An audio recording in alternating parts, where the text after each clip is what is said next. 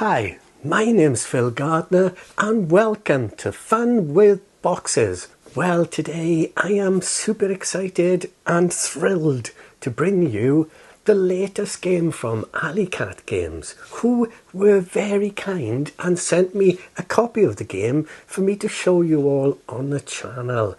And why am I so excited? Well, I am so excited because it's a game featuring penguins. Yes, penguins. I love penguins. So, as soon as I heard about this game coming out, I thought, I gotta take a look at this one. And what is the game you were all shouting? Well, it is High-Rise Penguins. Look.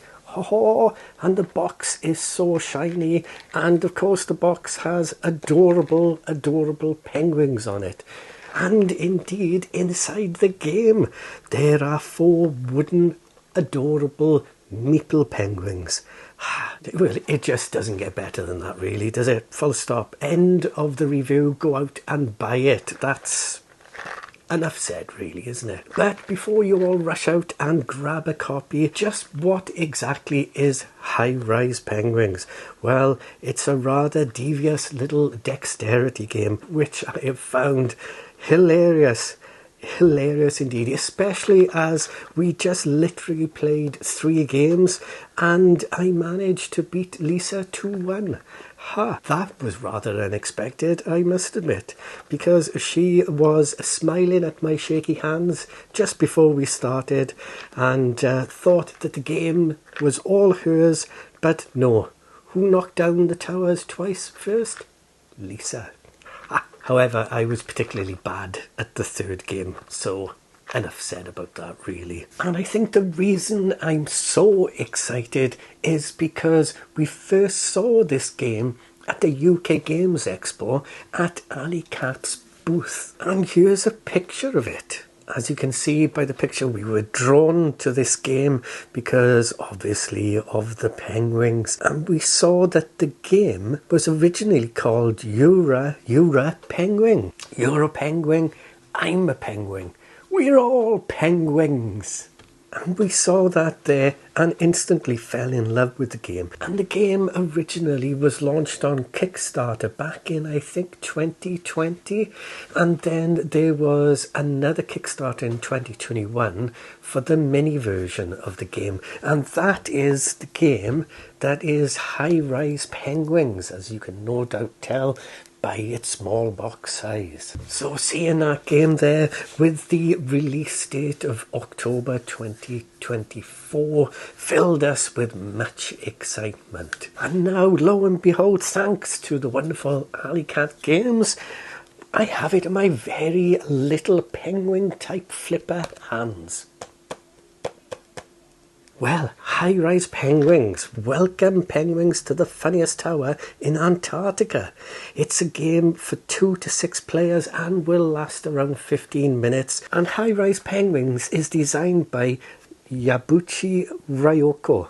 I hope I pronounced that right. And it's for ages 7+. So it's a proper lightweight family game, obviously. It's great fun. And as it says on the back of the box here, which has adorable drawings of wonderful penguins, of course. Step 1, grow the tower. Step 2, place your cards. Step 3, play your final card to win. Yay! And it's as straightforward as that. But of course, just because it's straightforward doesn't necessarily mean that it's easy. Oh no, far from that. Well, let's take a Fun with Boxes look at what you get inside a game of High-Rise Penguins.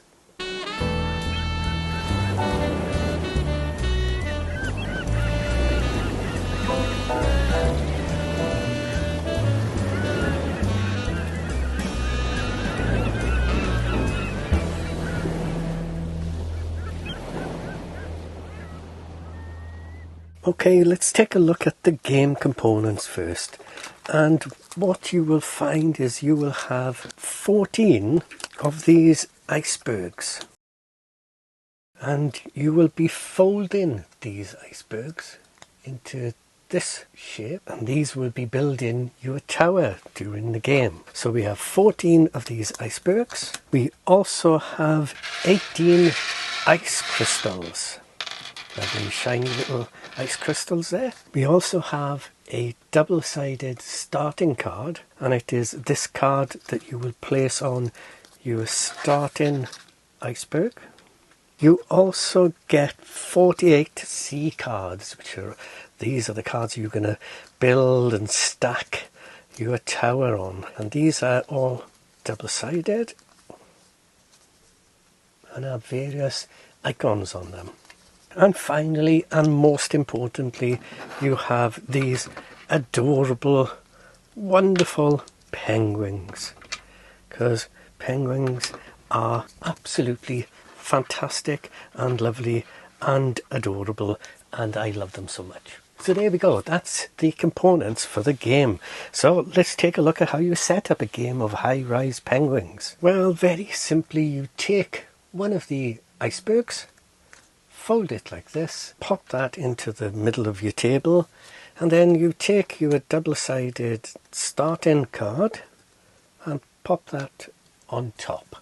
And this card becomes the first floor of the tower. Then you collect all the other cards and give them a good shuffle, and then deal the cards according to the player count. And in a 2-player game, we would have 10 cards each, 3 players 8 cards each, 4 players 6 cards each, 5 players 5 cards each, and 6 players 4 cards each. If I was setting up a 2-player game, I deal 10 cards each. And then you would spread the remaining cards around the starting iceberg to form the sea. And then you would place the penguin meeples and the ice crystals onto the sea. Again, pop them anywhere you like.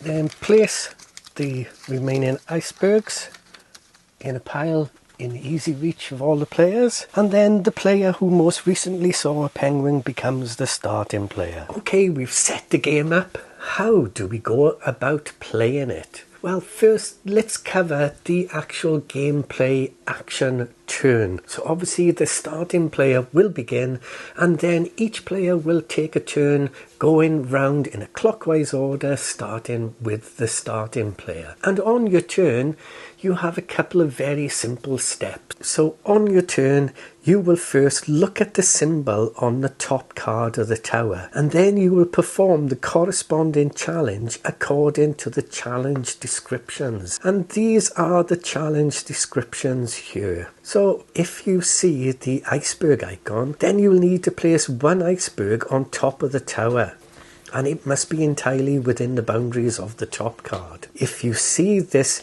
hexagonal icon, it will have a number in it, either a 1 or a 2. And if this icon is the top card, then you will need to place 1 or 2 ice crystals, depending on the number on the card, into the room with the fewest ice crystals. And if all rooms have the same number of ice crystals, then you place the ice crystals in any room. And if there are no ice crystals in the sea, then you move them from one room to another. And then the third major icon is of course the penguin. And if you see this on the top card, then you need to place a penguin in the highest room of the tower. That is the space between the first, the top, and second card of the tower. If there are no penguins in the sea, you move a penguin from the lowest room. And if all the penguins are in the highest room, then you move one penguin to the second highest room. And then there are 3 other icons that you may see. This icon means your turn is skipped, and then this icon means the order of play is reversed. And this icon means that you draw 2 cards from the sea. So the first step of your turn is to look at the top card and then perform that challenge. After you perform the challenge, you do the next step of your turn, and that is you put 1 card from your hand that meets the building rules onto the tower. And if you do not have any cards in your hand that match the building rules, then you must draw a card from the sea.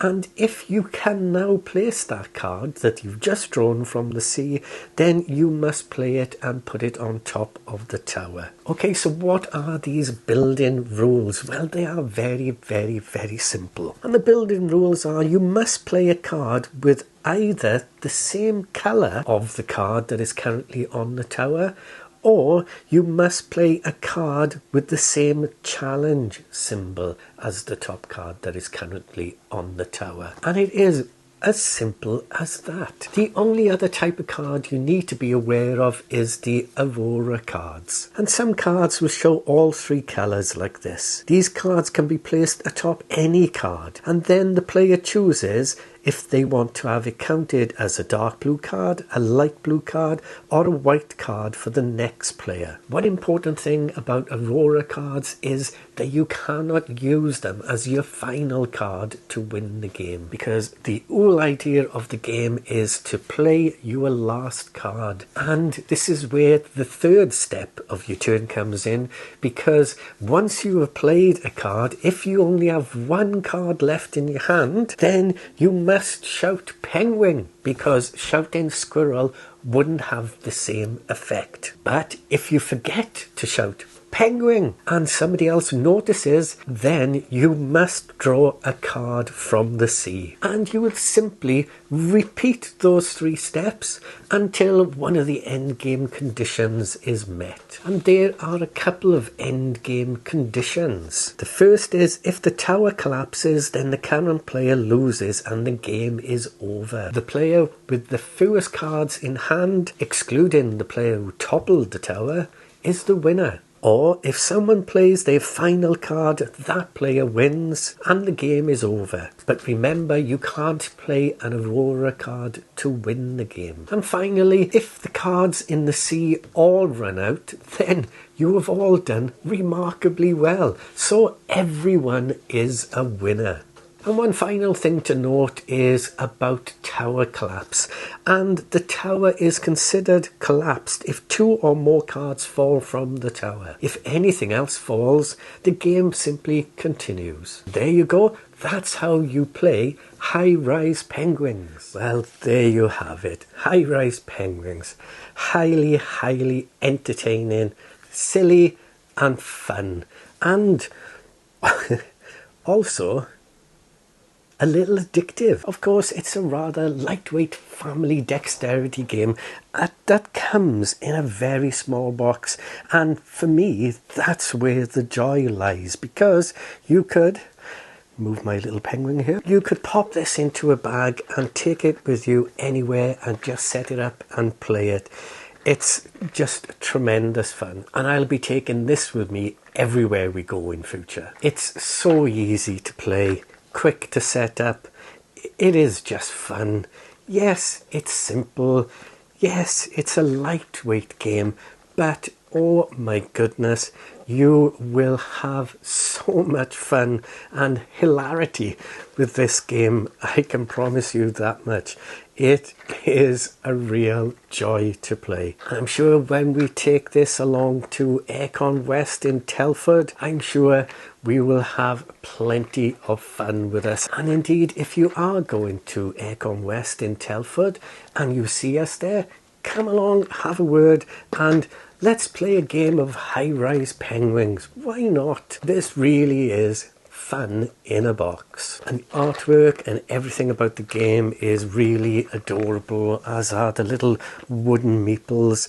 The little round cards are very thin, so you want to make sure you've separated them out before you shuffle them all, because they tend to stick together a little bit. But once you've got them all shuffled and played once or twice, you'll have no problems with them whatsoever. All in all, a cracking little game. If this is something that appeals to you, it's a no-brainer. You really need to pick this up. It's just great fun. And if you want a light little filler game, then again, you can't go far wrong with something like this. And I believe High Rise Penguins is going to be available at Essen in a few weeks' time. So why not pop along to Alley Cat Games' booth there and take a look at High Rise Penguins and their other games. I'm sure you'll find something that will give you lots of joy and entertainment. Well, there you go. That's High Rise Penguins.